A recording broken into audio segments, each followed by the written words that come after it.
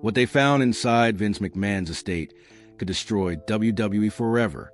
Beneath the surface of wrestling's biggest empire lies a trove of hidden secrets, from unreleased footage to confidential files, that have rocked the industry to its core.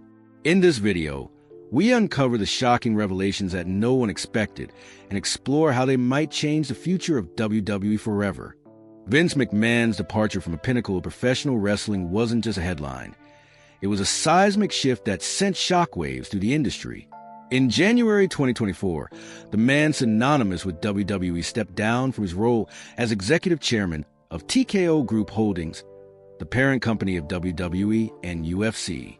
This unexpected resignation followed the filing of a lawsuit by former WWE employee Janelle Grant, who brought forth serious allegations concerning her time with the company. The lawsuit painted a picture of a workplace culture that, if proven true, could tarnish the legacy McMahon spent decades building. Grant's claims highlighted issues that, while not new to corporate America, were particularly jarring given WWE's global reach and influence. As the legal proceedings gained momentum, McMahon's decision to resign was seen by many as an acknowledgement of the gravity of the situation. While he denied the allegations, the move was interpreted as an effort to prevent further damage to the company's reputation and to allow WWE and TKO to navigate the storm without his direct involvement. The wrestling community, fans, and stakeholders were left grappling with the implications. McMahon had been the architect of modern professional wrestling, transforming it from a regional spectacle into a global entertainment powerhouse. His departure marked the end of an era and raised questions about the future direction of WWE under new leadership. In the weeks that followed, WWE and TKO initiated internal reviews to assess the claims and ensure that the company's practices align with contemporary standards of workplace conduct.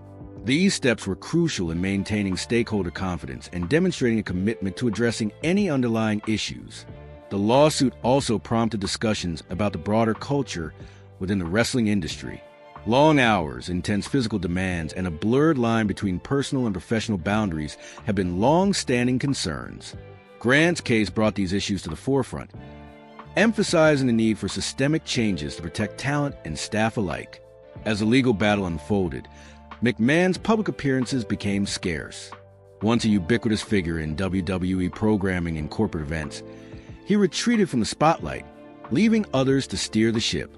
This absence was both symbolic and strategic, allowing the company to distance itself from the controversy and focus on its core operations. The media coverage was relentless. News outlets dissected every development, and commentators speculated on the potential outcomes. For fans, it was a tumultuous time as they reconciled their admiration for Brand with the troubling allegations against its founder. In the midst of this turmoil, WWE continued its programming, showcasing new talent and storylines. The resilience of the brand was evident, but the shadow of the lawsuit loomed large. Each event was scrutinized for signs of change, both in content and corporate messaging. Behind the scenes, the company's leadership faced a challenge in maintaining morale and ensuring that staff felt supported. Workshops, counseling services, and open forums were introduced to address concerns and foster a more inclusive environment. These initiatives were part of a broader effort to rebuild trust internally and externally. As the first quarter of 2024 progressed, the wrestling world watched closely. The outcome of Grant's lawsuit had the potential to redefine industry standards and influence how other organizations approach similar issues. For McMahon, the legal proceedings were just beginning, but the impact on his legacy was already profound. In summary, Vince McMahon's resignation amid serious allegations marked a pivotal moment for WWE and the wrestling industry at large. The unfolding events underscore the importance of accountability, transparency, and the need for systemic change within high-profile organizations. What happened next caught even longtime industry insiders off guard. As Vince McMahon stepped away from the public eye, a familiar name stepped right into it: John Laurinaitis. Known to WWE fans as Johnny Ace, Laurinaitis was more than just an on-screen personality. Behind the scenes, he held major influence as a former head of talent relations. For years, he worked closely with McMahon, playing a key role in hiring, managing, and, some claim, protecting talent. But now, his name was tied to something much darker: Initially named alongside McMahon in the civil case, Laurinaitis seemed to be in just as deep. But in a surprising turn, reports began circulating that Laurinaitis had reached a confidential settlement, and even more significantly, that he had agreed to cooperate with investigators. It was a move that stunned observers. In the world of wrestling, loyalty runs deep, but when the legal stakes are this high, even most trusted allies can switch sides. Legal experts immediately began speculating what Laurinaitis might be prepared to share. As someone who'd been part of WWE's inner circle for decades, he likely had insight into how things were really run, not just what the public saw on camera. His agreement to cooperate hinted at a potential avalanche of new information, and the wrestling world braced for impact. Behind closed doors, this move triggered a series of quiet panic alarms. Sources close to the company suggested that lawyers and executives began reviewing old communications, contracts, and conduct policies, possibly anticipating what might surface next. While no criminal charges had been filed at that point, the tone had shifted dramatically. This was no longer just a public relations headache. It was becoming a legal and reputational crisis. Laurinaitis' flip also changed how the media was covering the story. What began as a focus on McMahon's resignation now expanded into broader questions about WWE's corporate culture, executive behavior, and the mechanisms in place to hold people accountable. Wrestling wasn't just entertainment anymore. It was a case study in power, protection, and, some argued, the consequences of turning a blind eye. Public opinion started to fracture. Some fans stood by McMahon and Laurinaitis, insisting the allegations hadn't been proven. But others were shaken, seeing the developments as a wake-up call for the entire industry. This wasn't just about one or two executives. It raised questions about the very structure of WWE and how much went unnoticed for years. For Laurinaitis, the decision to settle and speak up might have been driven by legal strategy, but also marked a personal and professional crossroads. Once a trusted lieutenant of Vince McMahon, he now found himself in a very different role, possibly the key figure in unraveling the very legacy he helped build. And yet, even with Laurinaitis flipping sides, things were just beginning to heat up. There was still more buried beneath the surface. Hidden deals, quiet payoffs, and documents no one expected to see again. But those were about to come to light. As the legal spotlight intensified, a trail of financial records began to surface, and what they revealed added fuel to an already growing fire. For years, whispers had circled about private agreements Vince McMahon allegedly made with former WWE employees. Now, those whispers were being confirmed by real numbers, some of which were staggering. According to internal investigations and media reports, McMahon had authorized payments totaling over $12 million to multiple individuals over a span of 16 years. These payments, described as personal settlements, were made to resolve disputes quietly, far from courtroom or the headlines. The agreements included strict non-disclosure clauses, ensuring that none of the recipients would speak publicly or pursue further action. In short, it was all designed to make sure these stories never saw the light of day. But now they had, and fans, investors, and industry analysts were demanding answers. What made this discovery so impactful wasn't just the amount of money involved. It was who knew about it, how it was handled, and the possible use of corporate resources to manage what should have been personal matters.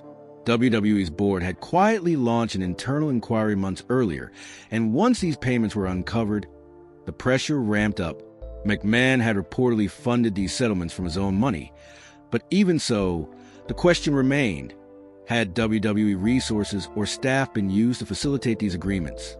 Some reports hinted that executives may have helped structure the deals, raising serious concerns about oversight and complicity. If even a portion of company infrastructure had been used to make these problems disappear, the legal consequences could go far beyond civil suits. It could signal violations of fiduciary duty, misleading investors, and possibly breaching SEC compliance laws. To many watching from the outside, the settlements looked like the tip of the iceberg. Speculation surged online about how many more agreements might exist, ones that had never been reported or formally investigated. The story began to shift from an isolated case to a larger reckoning for WWE's leadership practices and internal policies. The board moved quickly. Compliance teams were brought in. Outside counsel was retained. And behind the scenes, WWE executives began preparing for what many believed was inevitable, a major corporate shakeup. The revelations also drew attention from regulators. Financial watchdogs began scrutinizing SEC filings, looking for discrepancies or signs that key details had been omitted. For a publicly traded company like WWE, now under the TKO umbrella, this kind of scrutiny could have massive consequences, from lawsuits to possible fines or restrictions. But the most lasting damage may have been to McMahon's reputation. For decades, he had portrayed himself as the ultimate businessman, tough, strategic, and always in control. But these revelations painted a different picture. One of someone managing chaos quietly behind closed doors, spending millions to protect an image that was now falling apart in public. Still, despite the media storm, McMahon remained largely silent. He didn't hold press conferences or release detailed statements. It was as if he hoped the news cycle would move on. But this time, it wasn't going away, especially because the next chapter in this story was about to be broadcast on Netflix. Just when it seemed like the dust might start to settle, a new headline hit. And this one didn't come from court filings or financial leaks. It came from Netflix.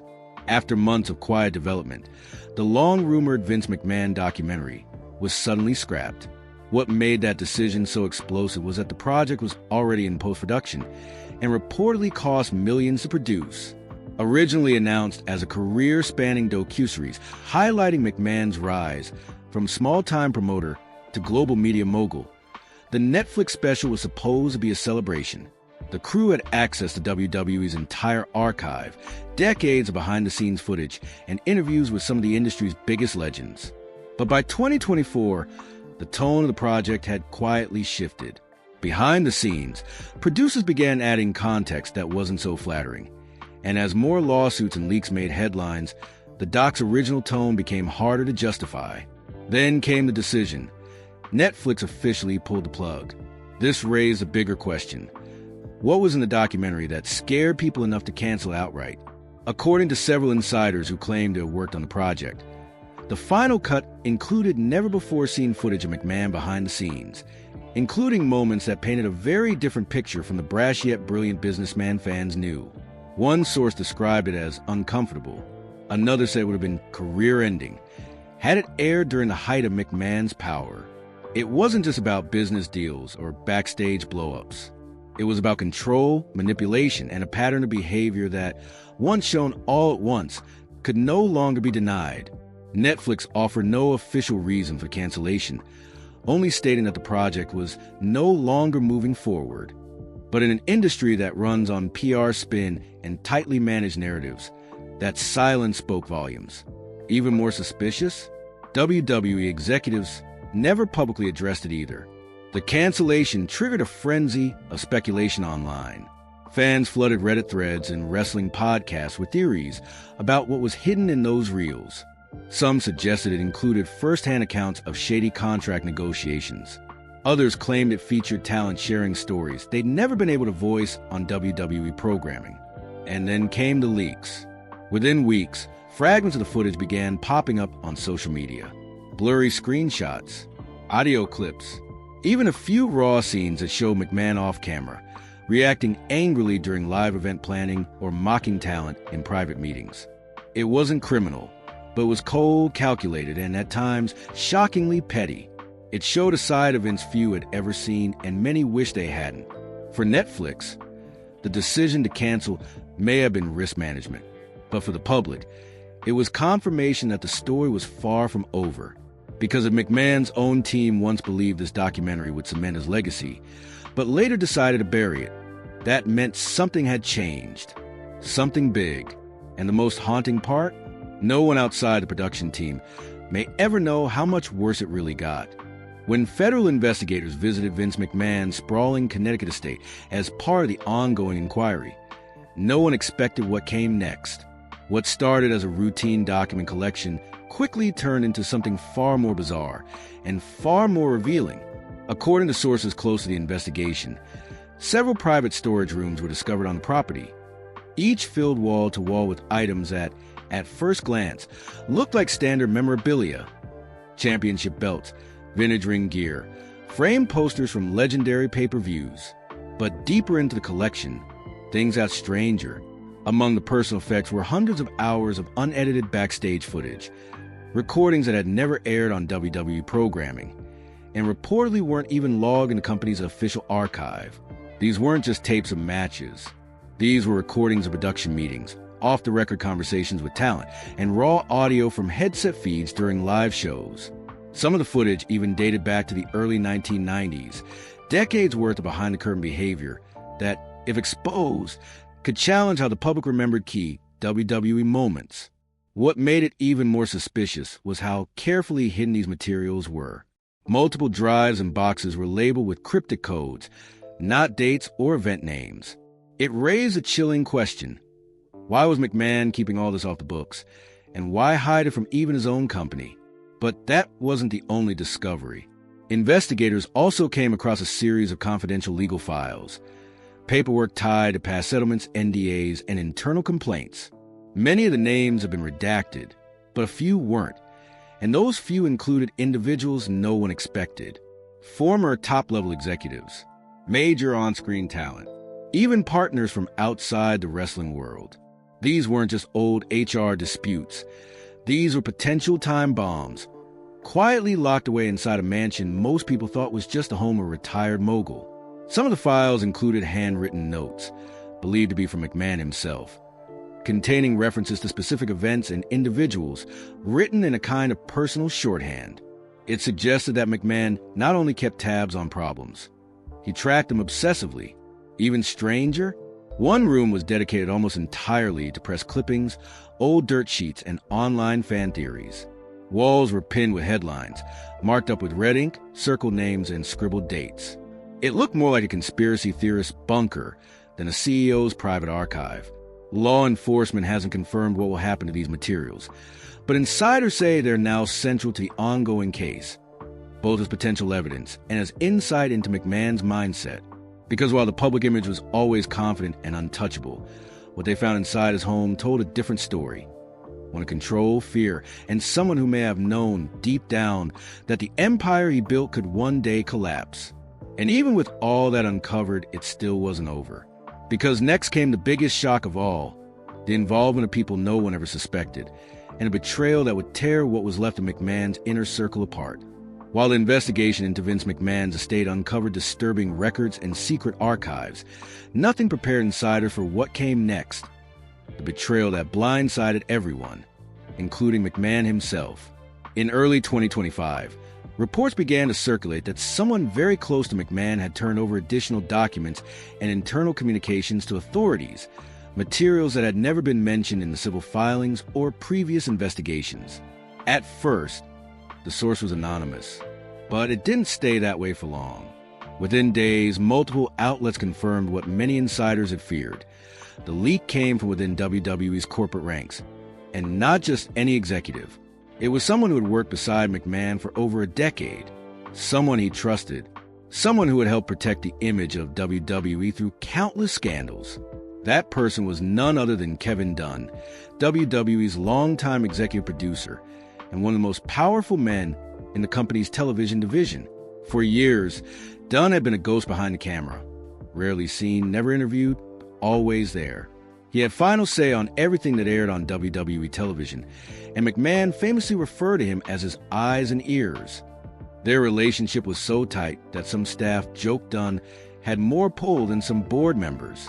But now, he was allegedly the one who handed over critical internal memos, emails, and production logs, some of which suggested that troubling behavior was known, discussed, and even managed quietly rather than addressed. Why would Dunn flip? Sources suggest it wasn't a sudden decision. With pressure mounting from legal teams, media scrutiny, and WWE's parent company Tico reevaluating leadership roles, Dunn may have seen the writing on the wall. He was reportedly offered a cooperation agreement, not unlike the one Laurinaitis had, in exchange for his full transparency. Whether motivated by legal strategy or self-preservation, his decision was a turning point. The documents Dunn provided painted a picture of a company culture that, at times, looked more like a closed circle than a publicly accountable organization. Decisions weren't always about ethics. They were about optics. If something could be spun, silenced, or redirected, it was and done. As the gatekeeper of WWE's narrative, was allegedly a part of that machinery. But now, he was helping dismantle it. The betrayal hit McMahon harder than any tabloid headline. For a man obsessed with loyalty and control, the idea that his most trusted lieutenant had turned against him wasn't just a legal blow. It was personal. Those close to the situation said McMahon was furious, but also shaken. For the first time in his long, iron-gripped reign, the Empire wasn't just slipping. It was being torn down from within. WWE insiders began distancing themselves. Executives updated LinkedIn profiles. Former employees began speaking to journalists. There was a sense that whatever came next wouldn't just affect McMahon. It could reshape the entire industry. But there was still one more chapter left. The fallout. Because when everything finally came crashing down, it didn't end with a bang, but with a resignation no one thought they'd ever see. After months of internal investigations, media leaks, and betrayal from those closest to him, the moment no one ever truly believed would happen finally did. On a cold Monday morning in March 2025, a formal statement was released by TKO Group Holdings. Vince McMahon had officially resigned from all executive roles, permanently. It wasn't suspension. It wasn't a stepping away. It was the end of an era. For over 4 decades, McMahon had been the single most powerful figure in professional wrestling, and arguably one of the most influential figures in all of entertainment. He had survived competition, lawsuits, federal indictments, and public controversies that would have crushed anyone else. But this time was different. This time, there was no comeback promo, no triumphant return, just silence. The resignation email was short, almost sterile. It thanked the board, praised the vision of the future, and said nothing about the growing number of allegations or the internal pressure that had built behind the scenes. But insiders say the board gave McMahon a choice. Walk away quietly or risk a complete corporate expulsion that would include full legal exposure. He took the deal. Still, even with McMahon gone, the questions remained. How much of WWE's culture had been shaped by the behaviors he left behind? How much had others known and chosen to ignore? And perhaps most disturbingly, what else was still hidden? Fans were divided. Some saw his exit as long overdue, a necessary reset for a company that had outgrown its old ways. Others viewed it as a sad end to a visionary legacy, not because it was undeserved, but because it didn't have to be this way. Either way, the message was clear. The untouchable had finally been touched. In the weeks following his departure, WWE issued new internal policies, hired outside consultants, and began quietly rebranding aspects of its leadership image. There were rumors that key footage from the unreleased Netflix documentary had been quietly archived in case of future litigation. TKO stock fluctuated, depending on whether the headlines were about new talent deals or more fallout. But the real mystery? Vince himself. Since his resignation, he hasn't been seen in public. No interviews, no tweets, no statements. Just silence. A man who once demanded the spotlight, who lived for the sound of a sold-out arena chanting his name, now vanished into the shadows of his estate, leaving behind an empire he built brick by brick and shattered piece by piece. What comes next for McMahon is unclear. Legal proceedings may continue.